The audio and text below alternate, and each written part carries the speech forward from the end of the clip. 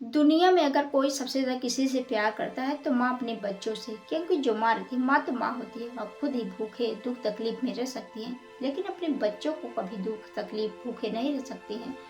खासकर जो माँ रहती है अपने बेटियों पर ज़्यादा ही ध्यान देती है, क्योंकि जो बेटियाँ रहती हैं वह भी अपनी माँ को सहेलियों की तरह मानती जानती है, उनको हर बात शेयर करती हैं।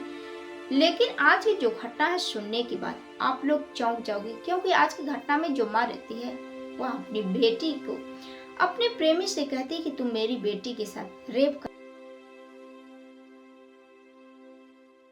अब जो भी इस घटना को सुनता है दंग रह जाता है। आइए जानते हैं पूरा मामला क्या है। हेलो दोस्तों, हर कदम क्राइम में आपका स्वागत करते हैं। उम्मीद करते हैं आप सब अच्छे होंगे। आज आप लोग के बीच में बेहद ही चौंकाने वाली घटना लेकर आए हैं, जो कि घटना सच्ची घटना पर आधारित है। आज की जो सच्ची घटना है दिल्ली की है। दिल्ली में थाना लगता है दरियागंज थाना। दरियागंज थाने में 5 अगस्त को एक व्यक्ति अपनी पत्नी के साथ रोता बिलखता हुआ पुलिस थाने जाता है। पुलिस वालों से बताता है कि साहब, मैं और मेरी पत्नी, मेरी 8 साल की बच्ची, हम तीनों एक साथ सो रहे थे। हम जैसे ही सुबह उठकर देखता हूँ कि जो हमारी 8 साल की बच्ची है कहीं गायब हो गई है। अपनी बच्ची को हर तरफ ढूंढने की कोशिश की, अपने गांव में, घर में, हर तरफ ढूंढ लिया, लेकिन हमारी बच्ची कहीं भी दिखाई नहीं दे रही, ना ही बच्ची का कुछ पता चल रहा है। माँ बाप का रो रो कर बुरा हाल रहता है। अब जो पुलिस वाले थे जैसे ये बात सुनते हैं, इस मामले को गंभीरता से लेते हैं और उस बच्चे को ढूंढने लगते हैं। ढूंढते 1 दिन बीत जाता है, 2 दिन बीत जाता है, लगभग 15 दिन बीत जाते हैं, लेकिन पुलिस वालों के हाथ कुछ भी नहीं लगता। ना ही वह बच्ची, ना ही बच्ची के बारे में पता चलता है। इधर माँ बाप अलग ही परेशान। अब जैसे ही 16वां दिन आता है तो एक महिला पुलिस थाने में फोन करके बताती है कि साहब, मैं अपने पशुओं के लिए चारा काटने के लिए राजघाट बस स्टैंड के पास एक जंगल है, वहीं पर काटने के लिए गई थी। अब जैसे वहां पर गई तो देखते हो कि एक बच्ची की लाश पड़ी हुई है। लाश जो है किसी देदार हथियार से उसकी हत्या की गई है। देखने से ऐसा लग रहा था कि जो बच्ची का चेहरा है पूरी तरह से बिगाड़ा गया है।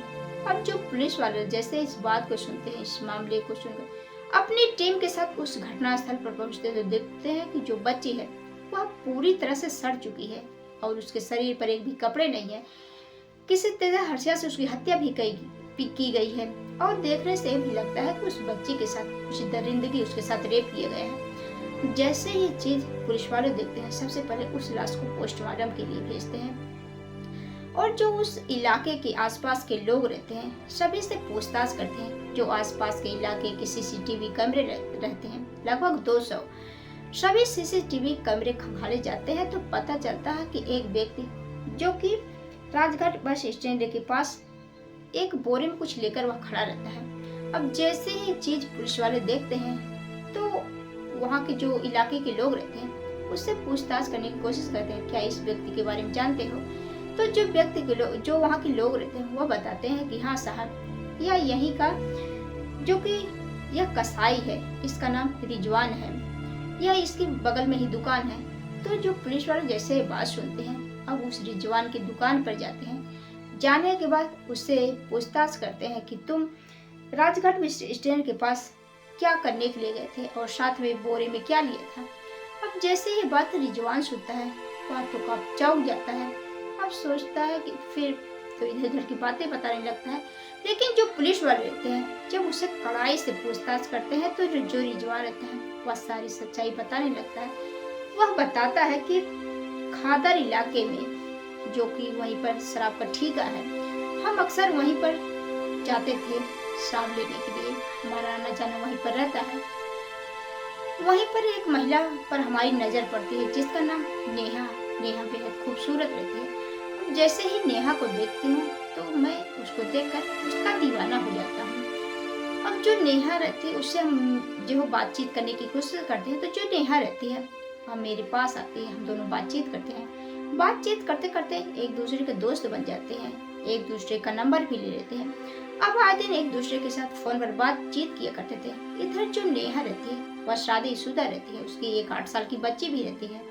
अब वो अपने बारे में सब कुछ बताती है। अब रिजवान को इससे कोई मतलब नहीं रहता है, उससे तो सिर्फ उस महिला से जरूरत रहती है, क्योंकि महिला बेहद खूबसूरत रहती है, उस पर फिदा हो चुका था। इसलिए जो रिजवान रहता है उसको इस चीज का इतराज नहीं होता है। अब आए दिन दोनों एक दूसरे के से साथ मिलने के लिए जाते हैं अब धीरे धीरे ऐसे ही समय गुजर रहा था। एक दिन 4 अगस्त को जो महिला रहती है वह अपनी बेटी और प्रेमी के साथ, नेहा जो रहती है, अपने पति और बेटी के साथ सो रही होती है।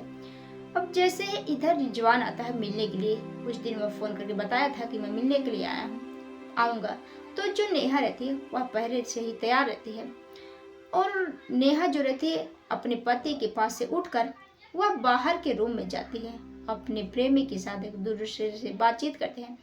अब एक दूसरे के कपड़े निकालते हैं और एक दूसरे के साथ शारीरिक संबंध बना लेते हैं।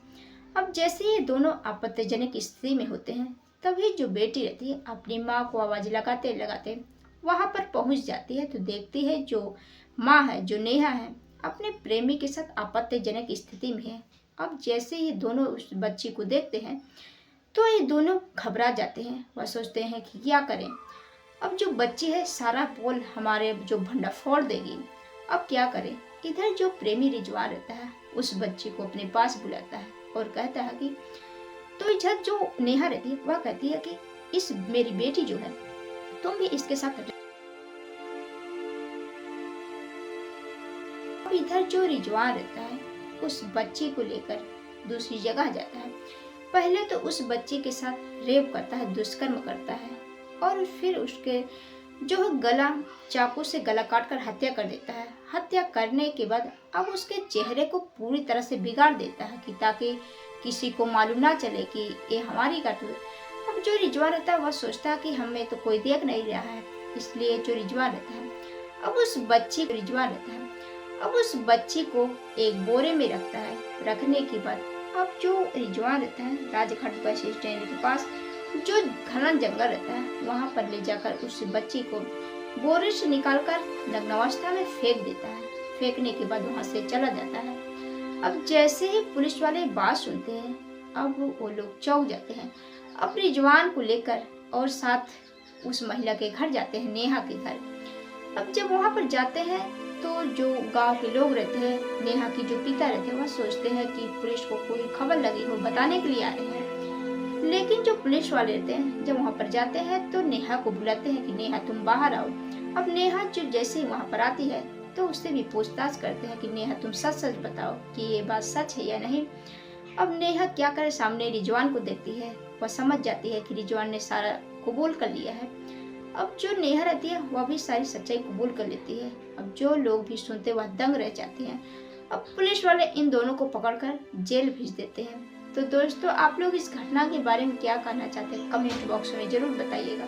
आप लोगों को यह कहानी पहुंचाने का मकसद किसी को परेशान करना नहीं, बल्कि आप लोगों को जागरूक करना, सचेत करना कि आप लोग भी ऐसे ऐसे घटनाएं से बचे, अपने घर परिवार वालों को बचाएं। आप लोगों से यही गुजारिश है कि आप लोग जो खासकर अपने बच्चों पर ज़्यादा ही ध्यान दें।